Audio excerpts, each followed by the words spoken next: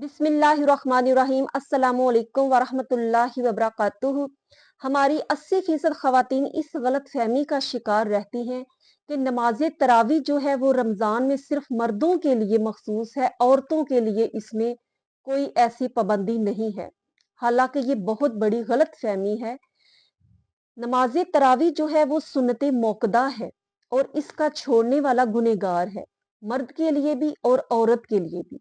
मर्द हजरात जो है वो मसाजिद में जाकर जमात के साथ इसको अदा करते हैं और बाज खवातीन भी मसाजिद में जाकर मर्दों की जमात के साथ अलग से पर्दे का एहतमाम होता है, ये नमाज अदा करती हैं।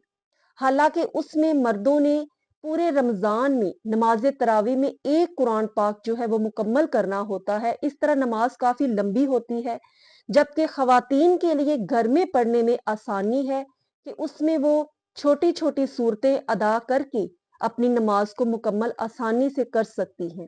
और हदीस की रूह से औरत का घर में नमाज पढ़ना ज्यादा अफजल करार दिया गया है। इसमें हमने किस तरह से पढ़नी है, इसकी नीयत किस तरह से करनी है, वो मैं आपको बताती हूँ। वीडियो को एंड तक जरूर सुनिएगा और सदका जारिया समझकर दूसरों से शेयर भी कीजिए। सबसे पहले जब हम इसकी नीयत करेंगे तो हम पहले नमाजें इशा अदा करेंगे, उसमें पहले 4 फर्ज अदा करें, उसके बाद 2 सुन्नतें मोकदा हैं वो पढ़ेंगे, फिर 2 नफल अदा करेंगे, उसके बाद वितर हम छोड़ देंगे, उसके बाद हम नमाज तरावी के लिए खड़े होंगे और उसकी नीयत जो है वो है दिल के पुख्ता इरादे का नाम, कि आप पुख्ता इरादा रखते हैं, खड़े होती हैं कि हम नमाज तरावी अदा करने लगे हैं। लेकिन जबान से कलिमात अदा करना उल्मा फरमाते हैं कि ये बहुत अफजल है। तो आप इस तरह से नियत कर सकती हैं, 2 रकत नमाज तरावी पढ़ती हूँ अल्लाह ताला के वास्ते मुतरफ खाना काबा शरीफ की, क्योंकि ये सुन्नत मोकदा है और इसमें हम वक़्त नहीं कहेंगे, क्योंकि इसका वक्त इशा से लेकर सुबह तहज्जुद तक जो है इसका वक्त होता है। किसी भी वक्त आप इसको अदा कर सकती हैं। तो 2-2 रकते करके आप इसको अदा करेंगी। अगर आप 4 रकत इकट्ठे भी अदा करती हैं तो नमाज हो जाएगी और जायज है, लेकिन अफजल जो है वो ये बताया गया है कि 2-2 रकते करके इसको अदा करें। 2-2 रकते करके आप जब 4 रकते अदा कर लें, उसके बाद आपने थोड़ी देर के लिए बैठना है, जिक्र अज़कार करना है।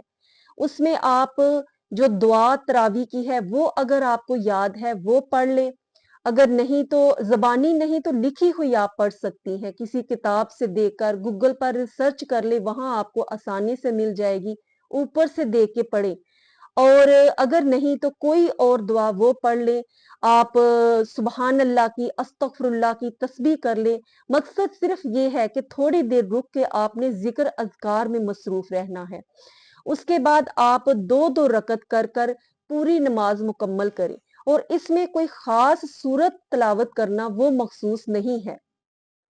आपको अगर सिर्फ सूरह इखलास आती है, वही आप बार बार पढ़कर नमाज को मुकम्मल कर सकती हैं।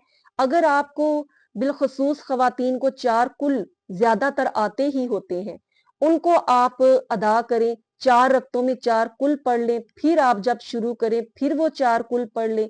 इस तरह बार बार वो 4 कुल ही अगर आप पढ़े तो फिर भी आपकी नमाज पूरे फजीलत के साथ अदा हो जाएगी। और अगर 2 कुल आते हैं वो आप पढ़ लें, पहली 2 रक्तों में 2 कुल पढ़े, फिर अगली में वही 2 कुल पढ़ लें, बार बार उन्हीं को रिपीट करके पढ़ लें।